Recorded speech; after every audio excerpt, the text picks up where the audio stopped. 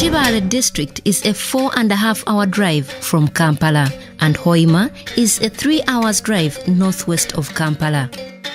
Both are a multicultural community along the shores of Lake Albert and bordering the Democratic Republic of Congo. The major livelihood activity in both districts being fishing, which attracts people from diverse areas, thus posing dangers of disease transmission. The challenge of inadequate safe water supply, poor sanitation and hygiene practices accelerated the spread of sanitation-related diseases, resulting in high morbidity and mortality beyond the capacities of the local authorities and communities to manage on their own. And the government, specifically at that time, didn't have enough funds to really handle the issue.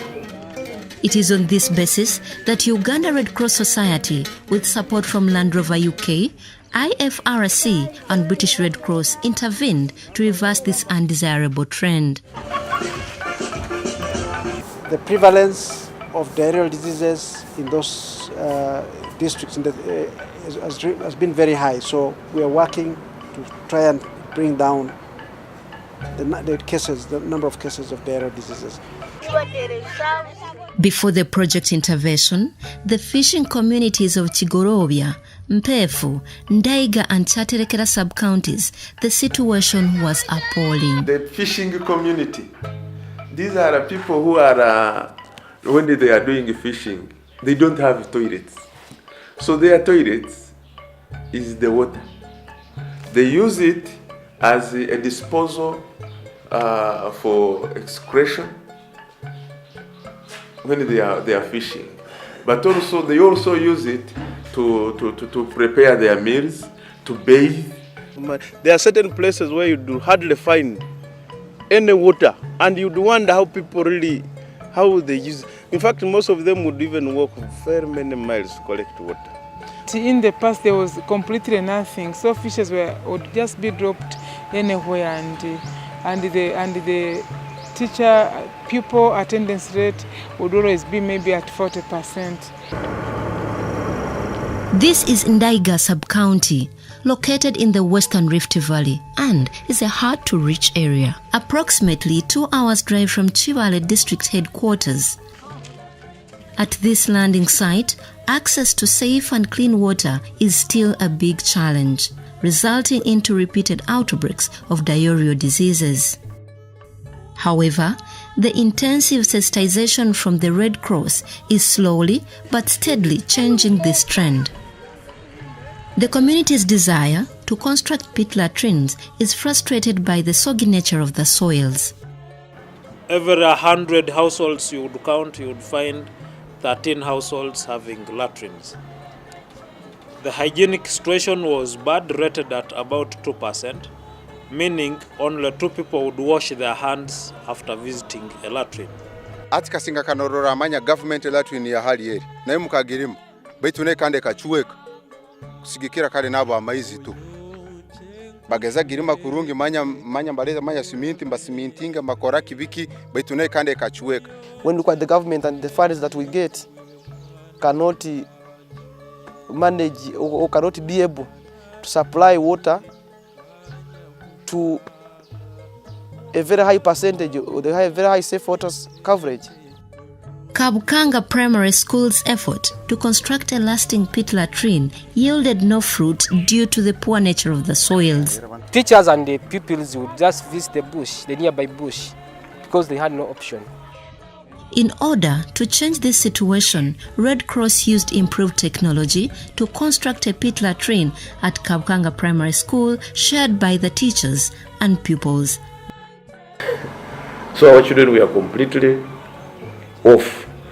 Then the government gave us money to construct there a toilet. But it was the ordinary one, pit latrine. After constructing it, it fell down. Before even it would be used. So the issue was that we do close the school, what do we do? Those are the issues, the interventions Red Cross came to look at. This situation is not unique to Ndaiga alone. Mpefu sub-county has similar challenges. This is the only available water source where people fetch water.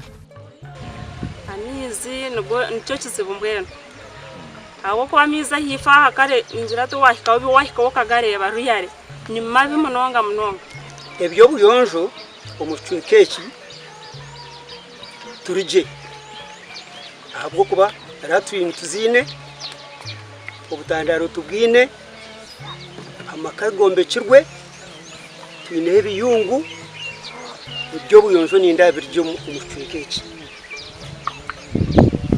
unka amizi go gatakutumara. Although the Red Cross constructed a shallow well for the community, it is still not enough for the over 300 families, an indication that it's overstretched.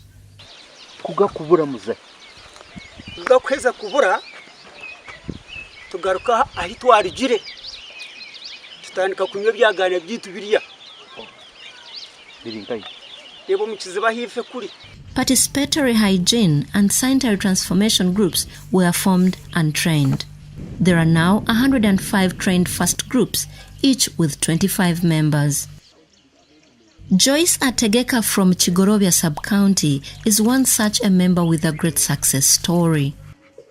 She now owns a model home that consists of a clean compound, bathing shelter, drying rack, a drying line, clean latrine with a tippy-tap among others. Vana kuikara ni varwara rundi uli bana basanga gali yembe na likoma batyo na ataliogeze na alilya ataho na rwara ati kurugano biro bino mbasomesa babanze gemba na abangaro na muyembe mbagwogya nimoni balya ata urweire bukakenderaho. Having been trained, Joyce is now at the forefront of disseminating the same knowledge in her village. Atwikaireho muno naija natwegesa nabwo kusanga babiri basatu naikara nabo natwegesa haba kwerinda kurangu bintu byona bibaire biyonjo. She admits to the challenge of balancing family and the Red Cross responsibilities, but praises the supportive role of her husband, which has helped the family to stick together. Wenkawe tampakana wagamba genda chonko garuke karo chumbira abana kuba atali bani nanga umukwasire kunu nakora buno kukuchumbira abana bato banu obwire ne bumuleka atinyo wensangwa ni mwirukia wangu na malira kwasire obwire mwabali bako baba mwiseireho. It's a routine for group members to meet and discuss the way forward of their projects. Today, the first group members are meeting at one of the water sources in Chigorobia sub-county. Keeping this project functional is high on the agenda. This old lady in her late 60s is so proud of this water source that has made her life easier.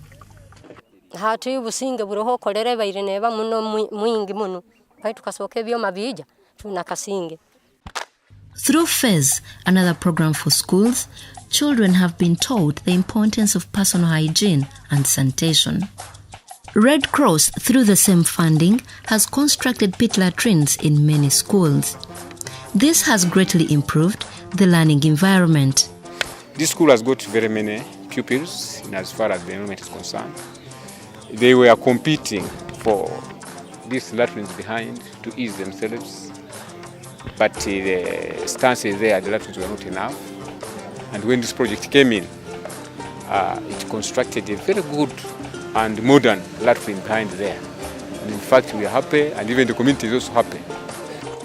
The Watson Land Rover project, implemented by the Red Cross, has received support from the local leaders in these two districts with a request for extension to other underserved communities of the districts. Red Cross has totally made a positive impact in as far as health is concerned in my sub-county. They have built latrines. They have done, in particular, water sources, very many water sources. And I have monitored it. Not all of them, but I have monitored most of them. People now at least have access to fresh water. They are not worried of walking long distances to collect water because they are sure that they are going to get water. When you calculate, at least 14,000 people can access now safe and clean water as a result of Red Cross intervention in Chigorobia. Despite the success stories, there are quite a number of gaps and needs that could be addressed with further funding. There are some sub-counties which we are still doing badly, or which have not yet reached that level.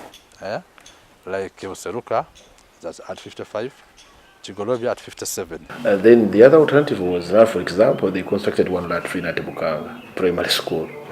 The other intervention would have been that it may be another one, because the population is growing.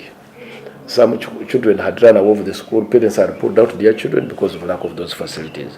When the facilities came, the population is increasing on a daily basis. So which means at one time, we are going to appeal to Red Cross again that please, the toilet you gave us cannot handle now the population, can we get another one?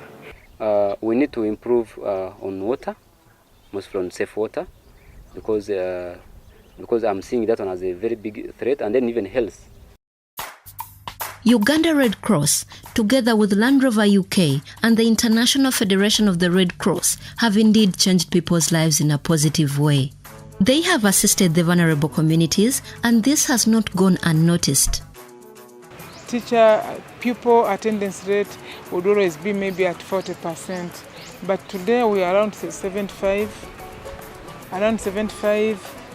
their attendance rate. Now you will see that this is rainy season. By now we should have registered cases of cholera, which are very rampant in this region.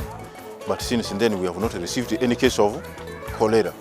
This means that there has been a positive intervention, and this intervention should really continue so that we can lower the morbidity of diarrheal diseases in the communities. The structures we've left behind should be able to continue implementing the interventions. They should be able to continue implementing these interventions because we have built capacity in the communities, but also in the institutions that we've been working with. For example, in primary schools, teachers have been trained. We have identified and trained community structures such as water user committees, hygiene and sanitation committees. They should be able to continue this project.